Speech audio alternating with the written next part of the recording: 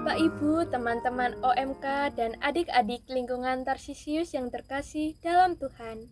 Selamat sore dan berkah dalam. Puji dan syukur kepada Tuhan karena pada sore hari ini kita dikumpulkan kembali dalam diskusi pendalaman kitab suci di minggu ketiga pada hari Kamis tanggal 18 Juni 2020. Marilah kita mengawali dengan tanda kemenangan Tuhan. Dalam nama Bapa dan Putra dan Roh Kudus. Amin. Allah Bapa di surga, kami bersyukur karena Engkau berkenan mengangkat kami menjadi anak-anak-Mu. Semoga Kau mampukan untuk hidup bersaudara satu sama lain, karena hanya Engkaulah satu-satunya Bapa kami. Dengan pengantaraan Yesus Kristus Putra-Mu, Tuhan kami yang bersama dengan Dikau dalam persatuan Roh Kudus, hidup dan berkuasa Allah sepanjang segala masa. Amin. Dalam nama Bapa dan Putra dan Roh Kudus. Amin. Marilah kita mendengarkan bacaan pertama. Pembacaan diambil dari kitab Sirach bab 48 ayat 1 sampai dengan 14. Elia terangkat dalam badai dan Elisa dipenuhi dengan rohnya. Dahulu kala tampillah Nabi Elia bagaikan api. Sabdanya membakar laksana obor. Dialah yang mendatangkan kelaparan atas orang Israel, dan karena geramnya jumlah mereka dijadikannya sedikit. Atas firman Tuhan, langit dikunci olehnya, dan api diturunkannya sampai 3 kali. Betapa mulialah engkau, hai Elia, dengan segala mukjizatmu. Siapa dapat memegahkan diri sama dengan Dikau? Orang mati kau bangkitkan dari alam arwah, dan dari dunia orang mati dengan sabda yang maha tinggi. Raja-raja kau turunkan sampai jatuh binasa, dan orang-orang tersohor kau jatuhkan dari tempat tidurnya. Teguran kau dengar dari gunung Sinai dan di gunung Horeb, keputusan untuk balas dendam.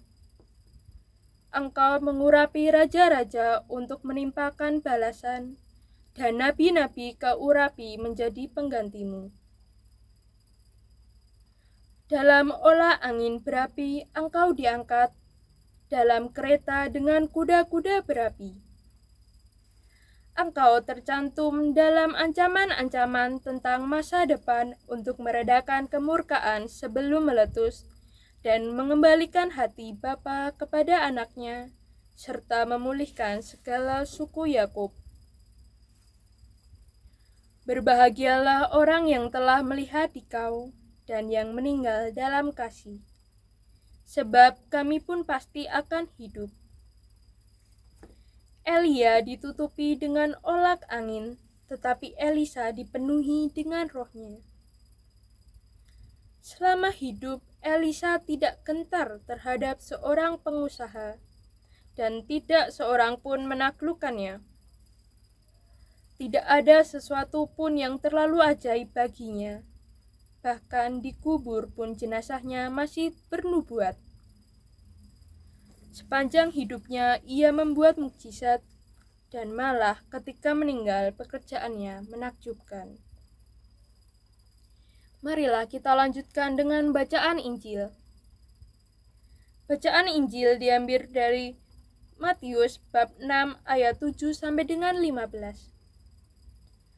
Berdoalah kalian demikian.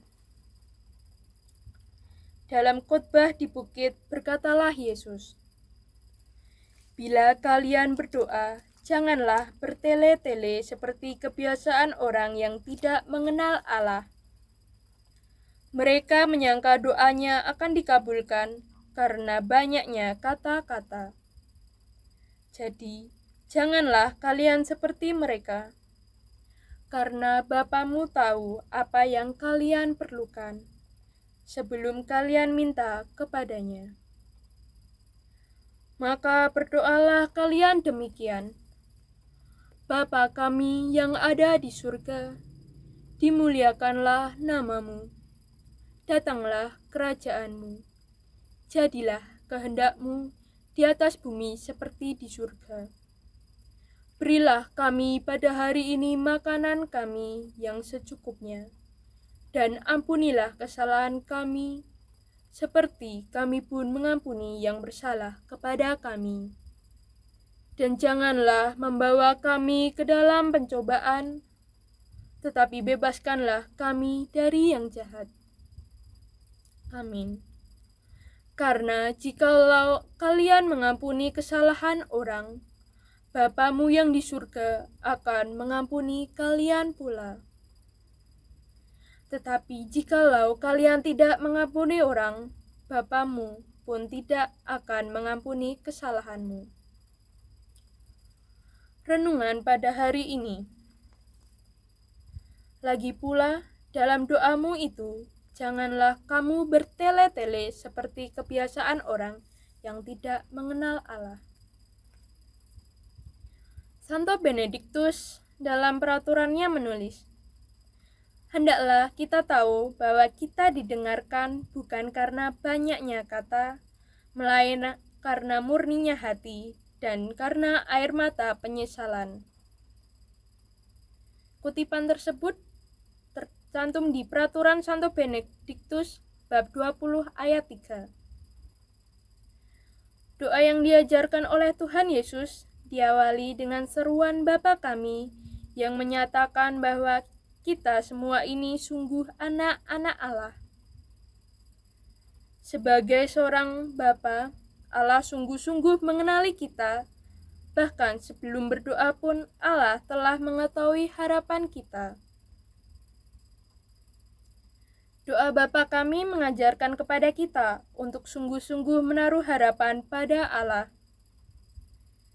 Ketergantungan kita pada Allah membawa kita kepada doa yang sungguh murni. Doa yang tidak lagi menggunakan banyak kata. Doa yang sungguh keluar dari hati yang murni. Memberikan hati kepada Allah berarti sungguh percaya akan penyelenggaraan ilahi. Sungguh percaya bahwa Allah akan memberikan apa yang kita perlukan. Dalam kehidupan sehari-hari, terkadang kita sering menuntut Allah dengan berbagai macam permohonan.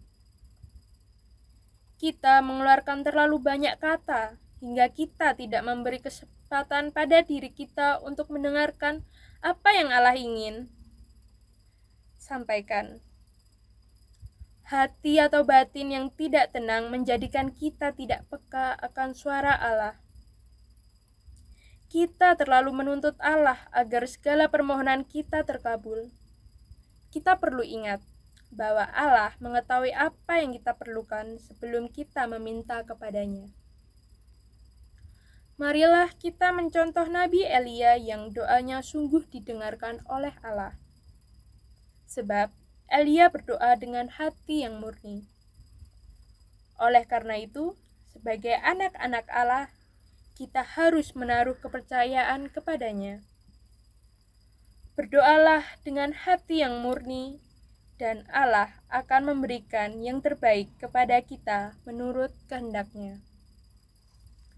Marilah kita tutup renungan pada hari ini dengan doa penutup.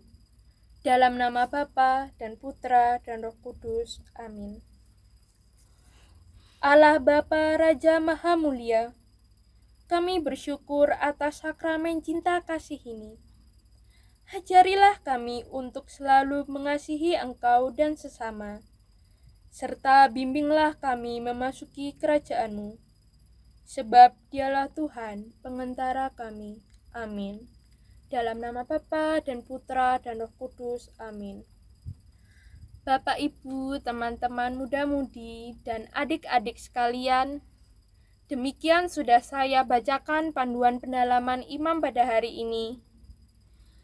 Marilah nanti pada pukul 6.30, silahkanlah Bapak Ibu bergabung kembali di grup ini untuk membahas dan merenungkan bacaan-bacaan dan renungan pendalaman pada hari ini. Terima kasih, Gusti, pasti paring jalan. Berkah dalem.